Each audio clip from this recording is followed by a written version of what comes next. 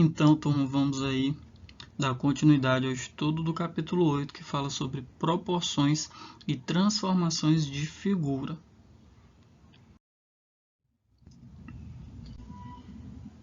E na videoaula de hoje estaremos aí falando sobre grandezas proporcionais.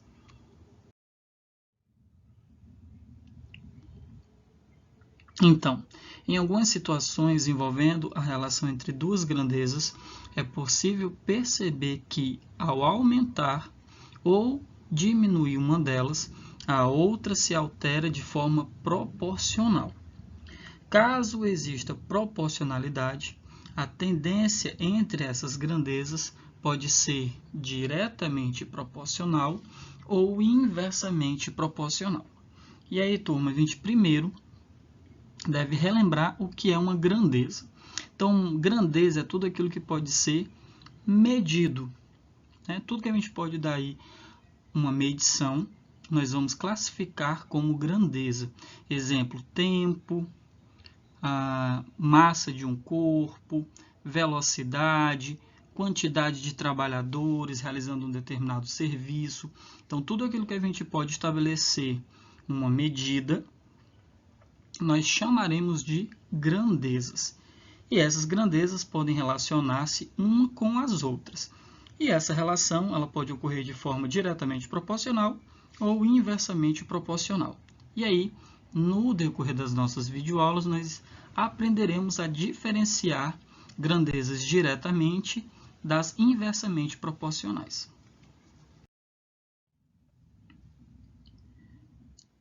E na nossa videoaula de hoje, o foco serão grandezas diretamente proporcionais. Então, turma, fiquem de olho para que nós realmente possamos, de uma forma clara, realmente compreender, né, o assunto de uma forma diretamente proporcional. Então, vamos lá.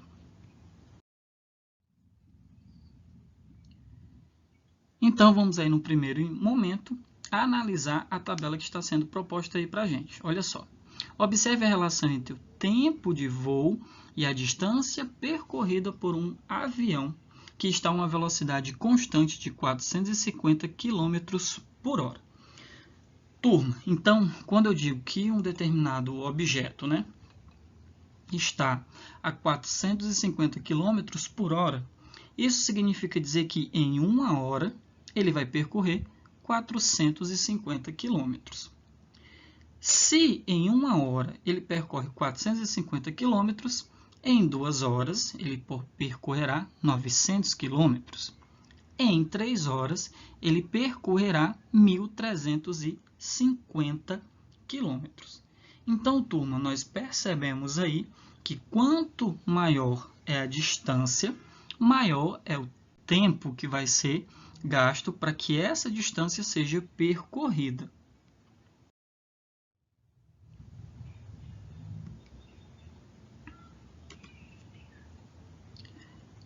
Pois bem, turma, note que a distância ela vai variando de acordo com o tempo, de modo que, se nós observarmos, à medida que nós duplicamos o tempo, a distância se duplica.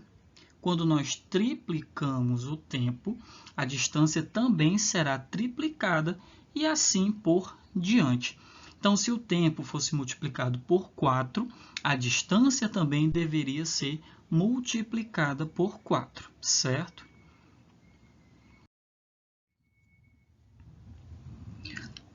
Mediante o que eu acabei de relatar para vocês, a gente pode estabelecer a razão entre a distância percorrida e o tempo de voo. Então, nós podemos afirmar o seguinte, turma, que 450 está para 1, 900 está para 2, 1.350 está para 3.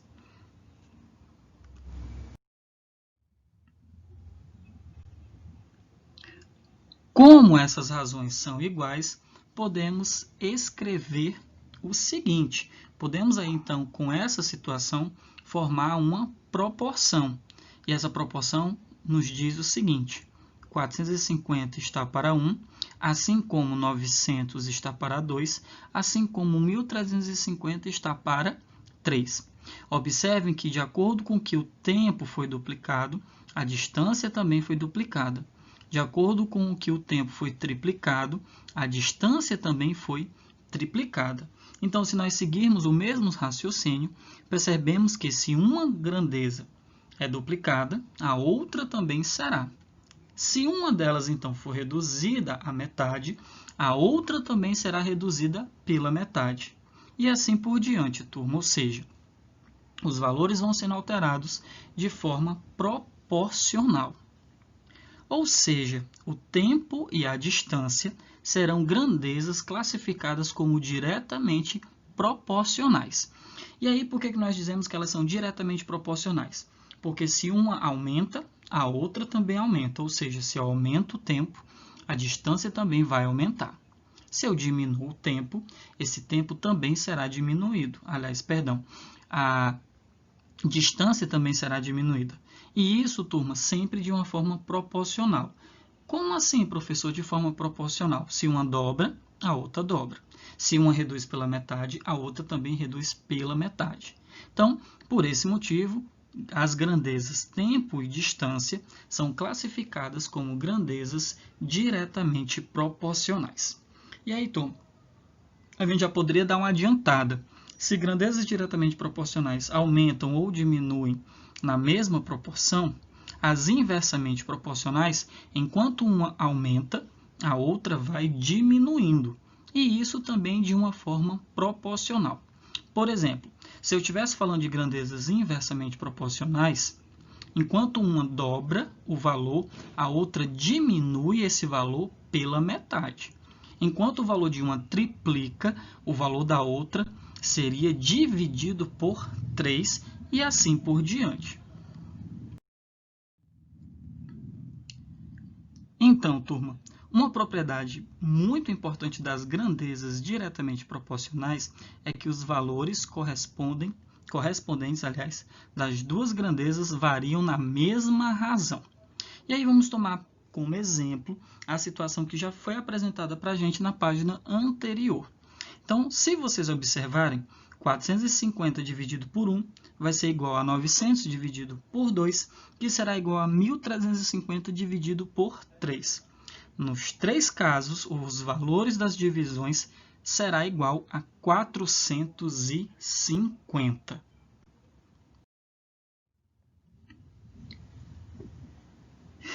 Então, turma, considerando x, vamos agora trabalhar com a álgebra. Considerando x os possíveis valores da grandeza, que vai ser aí a grandeza tempo, com x diferente de zero, e y os possíveis valores da grandeza distância, teremos então que a razão entre essas duas grandezas será constante, ou seja, distância dividido por tempo, no caso que nós apresentamos anteriormente, será igual a 450. Ou, turma, nós ainda podemos afirmar o seguinte, aplicando a propriedade fundamental da proporção, que eu já expliquei em aulas anteriores, que diz que a multiplicação dos extremos é igual à multiplicação dos meios, lembrando aqui que esse 450 ele também é uma razão onde o denominador dessa minha razão vai ser igual a 1, nós teríamos então o seguinte, y vezes 1, que é y, vai ser igual a x vezes 450, que vai ser igual a 450x. Ou seja, se eu quero calcular a distância percorrida, o valor dessa distância percorrida vai depender do tempo que esse percurso vai levar para ser realizado. Além disso, para cada tempo de voo, no caso lá do nosso avião, existe uma única distância percorrida. Isto é, a cada valor atribuído a x, existe um único valor correspondente para y. Ou seja, quando isso ocorre, dizemos que y, que no nosso caso aí é a distância, está em função de x, que no nosso caso aí está representando o tempo.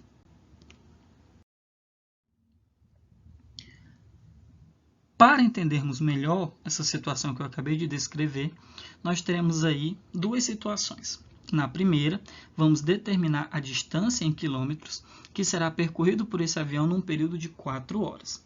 E na segunda, nós iremos calcular o tempo em horas que será necessário para esse avião percorrer aí uma distância de 2.250 quilômetros. Então, vamos para elas.